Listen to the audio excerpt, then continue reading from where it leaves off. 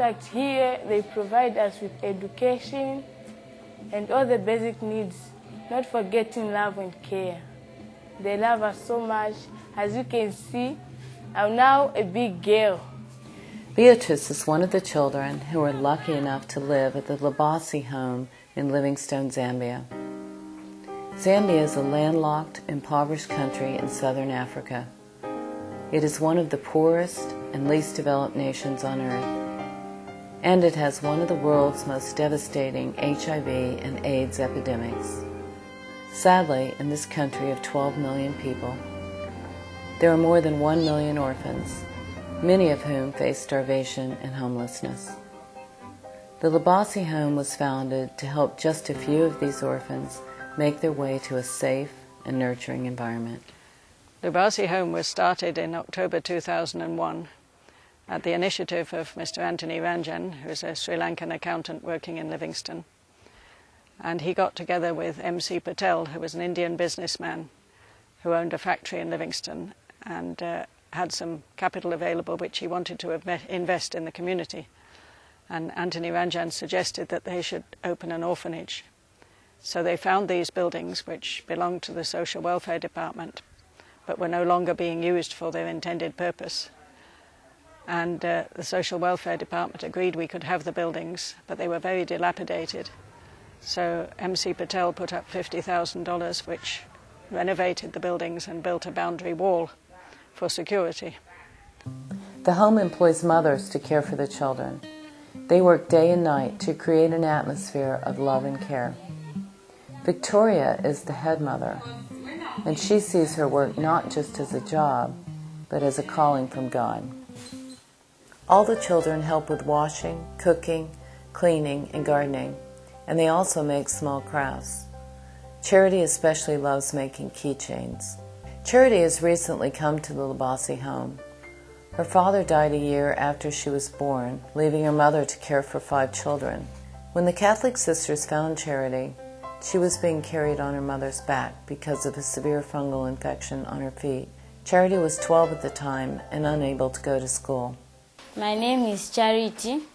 I'm 13 years old and I'm in grade 7. And the good things I have here, I have shelter, clothing, and love and care. And I've learned many skills like craft. The kind of work I want to do is to work with mass communication on television. Gift is an orphan who was found at the Maramba market. He was malnourished and had sores all over his body. My name is Gift. I am 12 years old and you're my concern. And I come here on 2007. I like to be an artist. Over the past 2 years, Gift has blossomed as a young boy. He smiles a lot, plays football with a passion, and enjoys going to school.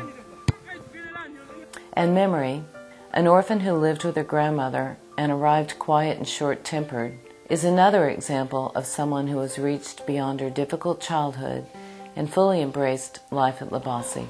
I have been here 7 years. The thing I like doing here, these people help in many things, such as shelter, food, clothes, even taking me to school, because there, when I was at my own home, I was not going to school. They give me things which I want, care, love, which I wasn't received from my grandmother. Education is a central focus of the home, but it is not free. The primary children go to Christ the King School, which is nearby. In theory, primary education in Zambia is free, but in practice we have to buy uniforms, we have to buy shoes, and we have to pay a PTA fee every term. It has been a long-standing relationship between Christ the King and Lubasi, where all their children who are brought in due to the different problems are brought to Christ the King.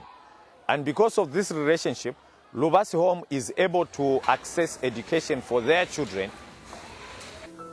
In addition to school, there are 2 Catholic sisters who, among their many tasks, work with the Lubasi children to improve their reading and computer skills. Feeding the children is one of the main expenses, so now the children and staff are learning to garden and raise chickens. We started the chicken project because we wanted to teach our children how to look after the chickens. So since we started the chicken project, I think in 2005, we have never bought chickens from the market. We are using the same chickens from our project. Then we also have a garden project where we grow vegetables. The children work with the uncles and mothers. You know, as we say, this is a home, and we have to work with the children. So we work with them in the garden. In the midst of this extreme poverty, the Lubasi home is a true sanctuary for these children. Just a brief glimpse of where one of these children lived before arriving will show you what we mean.